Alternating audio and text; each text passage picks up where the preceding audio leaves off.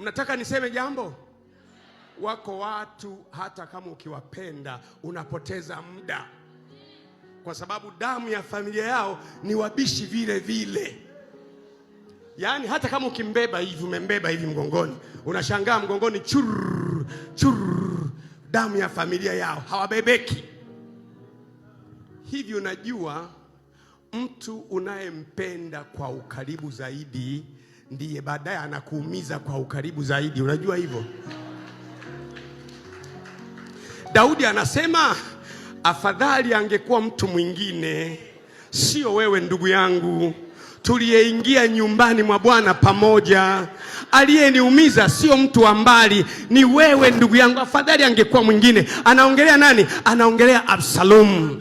Absalom, afadhali angekuwa mtu mwingine, sio wewe mwanangu Absalom. Angekuwa mtu mwingine ningeelewa, maana vita kubwa kuliko zote duniani ni kulazimika kumpiga mwanao. Wewe ukitaka kumpiga unamhurumia, nisiue mtoto. Yeye akirusha kombola analusha, anataka limpate mzee afe tupate ulisi. Wewe ukitaka kumpiga unapiga kwa huruma. Hakuna jambo gumu kama kupambana na mwanao. Lakini Daudi anasema, afadhali angekuwa mtu mwingine, sio wewe ndugu yangu, tuliingia nyumbani mwa Bwana pamoja. Afadhali angekuwa mtu mwingine, sio Ahithofeli, sio Adonija. Lakini nataka nikwambie jambo moja, nakwambia jambo moja, sikiliza, angalia sana familia unayohusiana nayo. Kuna familia zingine hata kama ungefanyaje, talaka ni lazima. Hata kama ungefanyaje, kifo kabla ya wakati ni lazima. Hata kama ungefanyaje, utapata matukio ya ajabu, utazaa watoto wa ajabu. Nanyosha mkono kama mkono wa chuma kwenye damu ya familia yenu,